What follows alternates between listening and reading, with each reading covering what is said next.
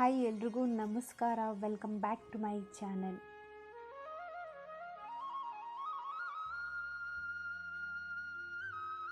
ನೀವಿವಾಗ ನೋಡ್ತಾ ಇರೋದು ಸಾವಿರ ಕಂಬದ ಬಸದಿ. ಇದು ಕರ್ನಾಟಕದ ಪ್ರಮುಖ ಜೈನ ಮಂದಿರ.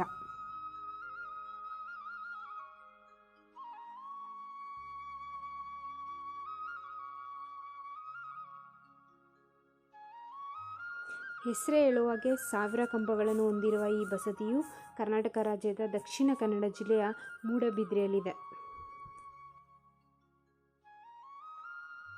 ಮಂದಿರ ಒಳಗೆ ಹೋಗ್ತಿದ್ದಂಗೆ ನಿಮಗೆ ಕಾಣೋದು ಒಂಟಿ ಸ್ತಂಭ. ಇದರ ಇನ್ನೊಂದು ಹೆಸರು ಮನಸ್ತಂಭ.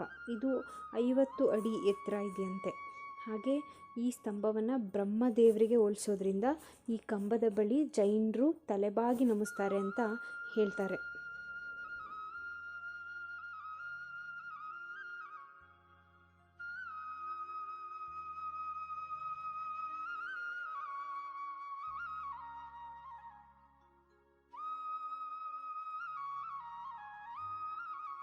ಈ ಬಸದಿ ನಿರ್ಮಾಣ ಆಗಿರೋದು 1430ರಲ್ಲಿ.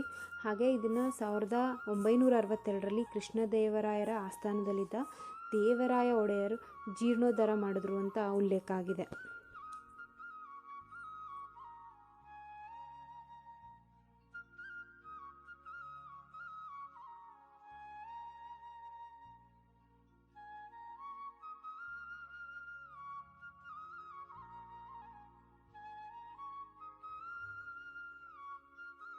ಇಲ್ಲಿ ಸಾವಿರಾರು ಕಂಬಗಳಿವೆ, ಆದರೆ ಒಂದು ಕಂಬದ ಥರ ಇನ್ನೊಂದಿಲ್ಲ.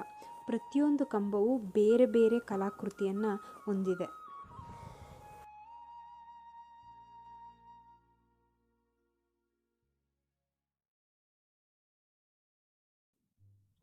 ಈ ದೇವಸ್ಥಾನವನ್ನು ಚಂದ್ರನಾಥ ದೇವಸ್ಥಾನ ಅಂತಲೂ ಕರೀತಾರೆ.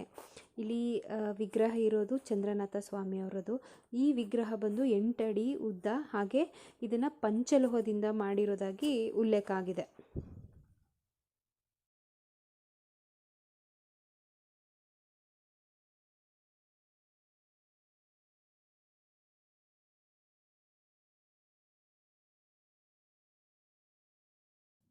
ಮೂಡಬಿದ್ರೆಯ ಈ ಸಾವಿರ ಕಂಬಗಳ ಬಸದಿ ಕರಾವಳಿಯ ಪ್ರಸಿದ್ಧ ಪ್ರವಾಸಿ ತಾಣಗಳಲ್ಲೊಂದು.